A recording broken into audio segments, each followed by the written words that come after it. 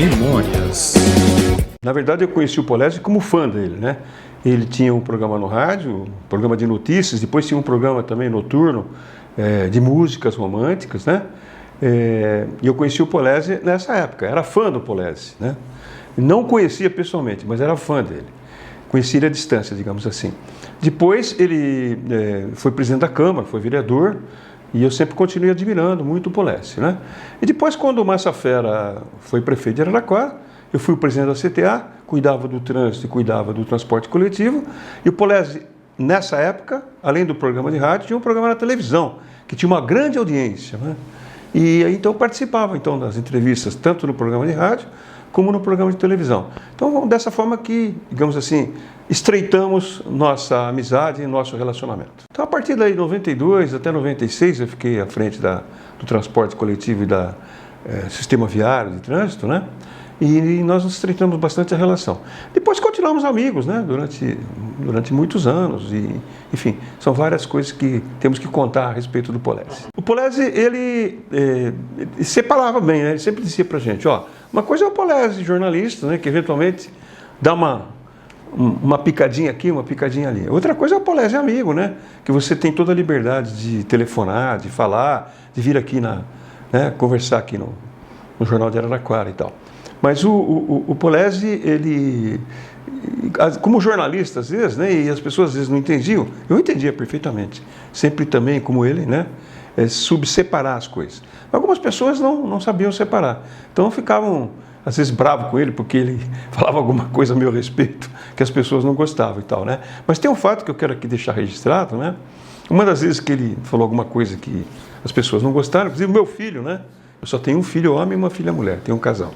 Meu filho não gostou e escreveu uma carta para o Polezi, que eu não fiquei sabendo depois.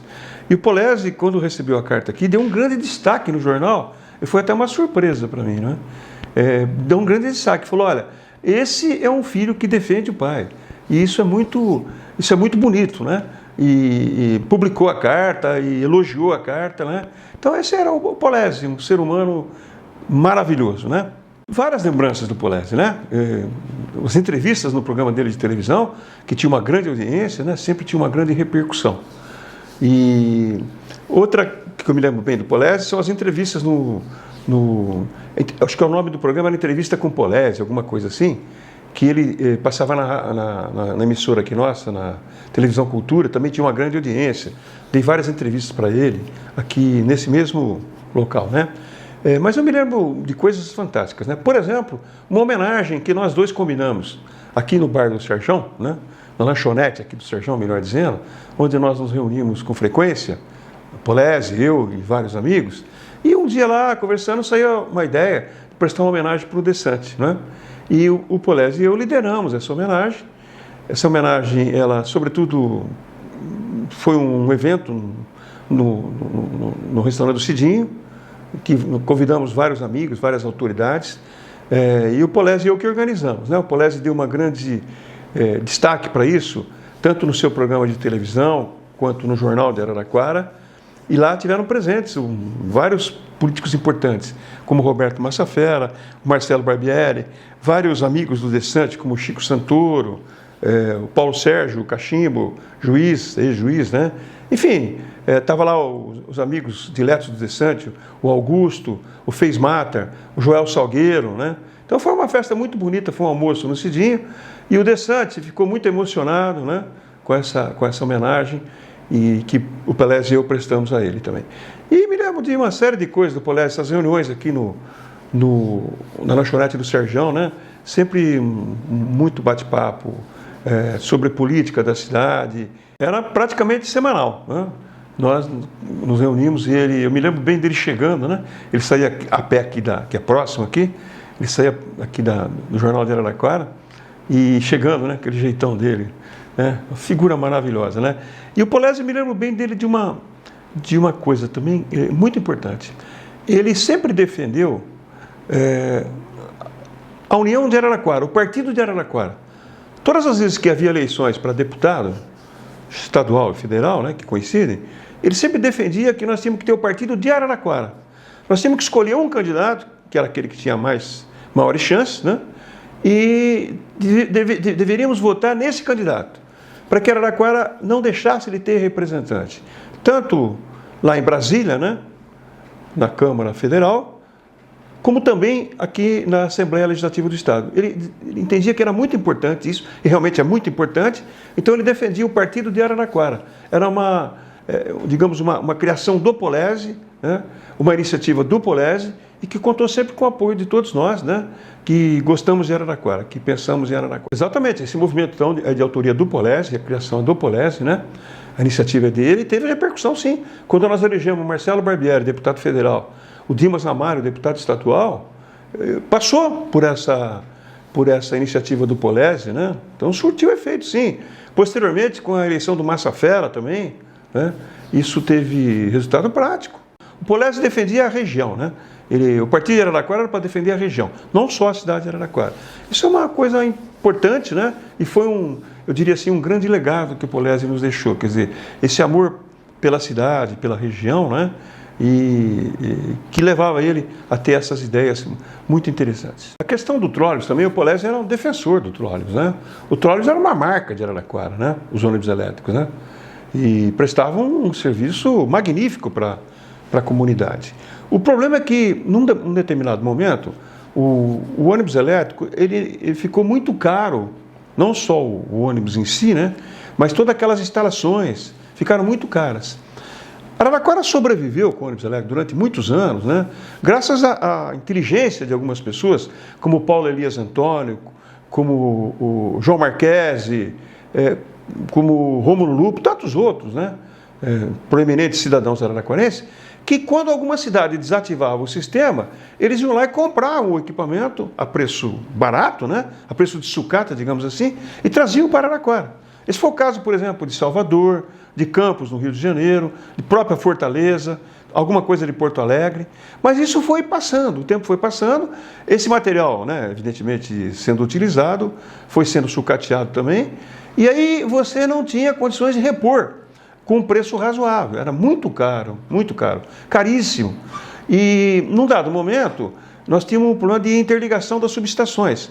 Nós tínhamos uma subestação aqui na Vila Xavier, uma subestação no centro, outra lá no Santa Angelina, enfim, vários locais da cidade, e elas não eram interligadas. Então, dava um problema qualquer na subestação, o sistema parava por inteiro. Sobretudo, né, nós sabemos que eletricidade e água não combinam muito bem. Então, nós tivemos problemas, por exemplo, na subestação do centro, que não era interligada, como eu disse, e reitero, em que parou todo o sistema de transporte coletivo. Então, a população se revoltava à época. Falava, puxa vida, eu preciso do ônibus para ir para o trabalho, voltar do trabalho, da escola, etc. E não tem o ônibus disponível, como é que eu vou fazer? Né? Veja, tem um lado, né, esse lado de energia limpa, né, esse lado ecológico, não há dúvida nenhuma. Né? O ônibus elétrico, o trólebus é indicado, é o mais indicado. Né? Mas naquela época também, não foi só Araraquara. O preço da energia elétrica também era incrível. Né? O governo, ao invés de facilitar a utilização de energia limpa, né, ele dificultava, ele cobrava caro a energia elétrica. Todo mês era uma dificuldade para pagar a conta da energia elétrica. Mas na época também que Araraquara desativou, não foi só Araraquara. Rio Claro, que também tinha uma linha moderna, um sistema de ônibus moderno, também desativou. Ribeirão Preto, que também tinha o trólebus, também desativou. Por essas razões que eu coloquei, quer dizer, ficava muito caro fazer a manutenção. E a população, evidentemente, não conseguia pagar a tarifa, né, necessária para manter o sistema. A prefeitura, à época, também lutando com dificuldade, não podia subsidiar. Então, essas foram as razões principais. Eu vou falar sobre o trânsito que está bastante caótico na cidade de Araraquara. E o Coca é meu amigo, mas ele acabou colocando uma lombada debaixo do quê? Debaixo do semáforo. Pô, brincadeira. Assim sabe como que acontece? O meu calo vai espatifar. O Polese, ele cometeu um erro, né? Ele não era perfeito, quase perfeito. Não é que foi colocado uma lombada debaixo do semáforo, foi colocado um semáforo em cima da lombada. A lombada já existia e foi colocado o semáforo. Mas essa questão de lombadas em Araraquara tem uma discussão bastante ampla. Na ocasião foi uma discussão que o povo participou muito e tal. O Dessante, quando foi eleito prefeito, ele dizia o seguinte, eu coloco lombada para defender as minhas crianças, para defender o meu povo, né? Dentro daquela visão dele. E ele tinha razão. Eu era contra a lombada naquela época. Mas aqui, por exemplo, na Vaz Filho, que atravessa aqui toda né, o Altos da Vila Xavier, nós tínhamos muitos acidentes de trânsito, muitas mortes no trânsito. Aquela época, para a gente entender qual era o panorama, né, as pessoas, muitas pessoas que migraram para a cidade, eles vinham de cidades pequenas, ou vinham mesmo da zona rural. Eles não estavam acostumados com a vida urbana, com a vida na cidade, né? Então, às vezes, atravessava a rua sem olhar, coisas desse tipo e tal. Então, acontecia muitos acidentes, muitas mortes, né? E o DeSantis usava esse discurso, né? Que ele precisava proteger a população dele, as crianças e tal, que na época eu critiquei, mas hoje eu entendo. E aí o DeSantis colocou muita lombada, né?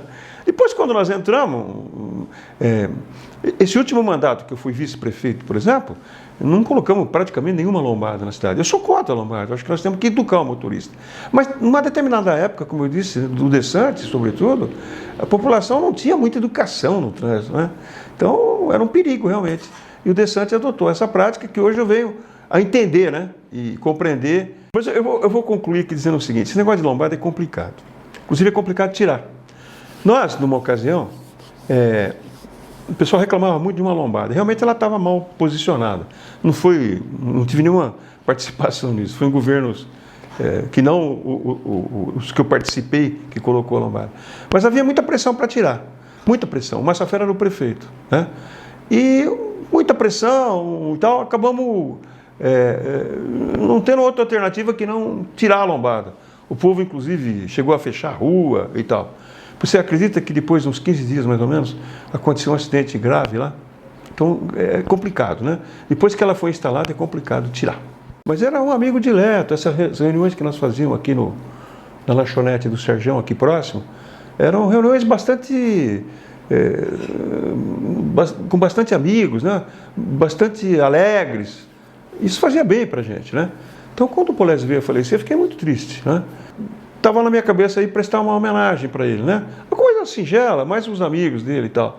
Aí decidimos fazer essa homenagem aqui na lanchonete do Serjão, né? Fomos lá, os principais amigos dele. Fizemos lá alguma fala, né? Foi a forma que nós encontramos de homenagear um amigo dileto, né? Que já está descansando lá, né? Já cumpriu a sua missão aqui na Terra, de forma correta, né? A trajetória de vida do Polésio é muito bonita. Começou aqui, né, família muito humilde aqui na Vila Xavier, e depois foi aquele tempo nós tínhamos aqueles alto-falantes aqui na igreja Santo Antônio, e ele começou a falar nos alto-falantes, tomou gosto pela coisa, virou um grande jornalista, um grande radialista. Numa determinada época era o principal jornalista, o principal radialista da cidade, com um programa de notícias, conseguiu dar uma boa educação para os seus filhos, né? Conseguiu construir aqui essa coisa que era o grande amor da vida dele, era o Jornal de Araraquara. Gente, isso é uma pessoa, um idealista, né? Nós temos que elogiar uma pessoa dessa. E qual é o objetivo dele? Prestar um serviço para Araraquara, através do Jornal de Araraquara. Eu gostaria de encerrar aqui a minha participação, mandando aqui para o Polésio uma coisa do fundo do coração aqui, do fundo da alma, né? Que é uma oração irlandesa que eu acho a coisa mais maravilhosa do mundo. Então, aí, para você, Polésio, vai essa oração irlandesa, que é uma das coisas mais bonitas que eu já vi. Possa a estrada levantar-se para encontrá-lo. Possa o vento soprar sempre às suas costas. Possa o sol brilhar quente no seu rosto. Possa a chuva cair macia nos seus campos. E até que nos encontremos novamente, possa Deus tê-lo mansamente na palma da sua mão. Um abraço, amigo, até qualquer dia.